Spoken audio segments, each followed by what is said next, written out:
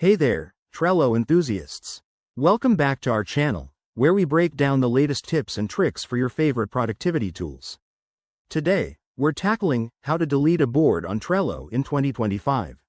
Whether you're decluttering your workspace, archiving old projects, or just starting fresh, knowing how to permanently remove a board is essential for keeping things organized. This process is straightforward, but we'll go through it step by step to ensure you don't miss a beat. Let's dive in. First things first, make sure you're logged into your Trello account. Head over to Trello.com and sign in with your credentials. Once you're in, locate the board you want to delete. You'll see a list of your boards on the dashboard. Just click on the one you need to remove. Now, with the board open, look for the board menu.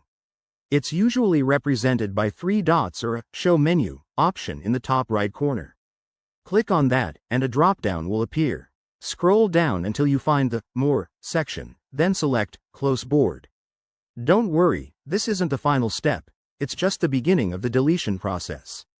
Trello will prompt you with a confirmation dialog to make sure you really want to proceed.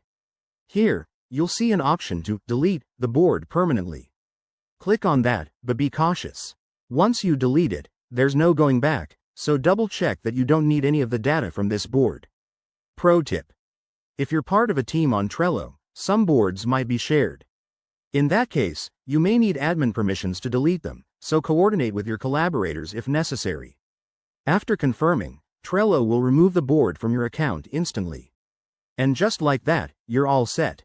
Deleting a board on Trello in 2025 is quick and painless when you follow these steps. If you run into any issues, Trello's Help Center is a great resource.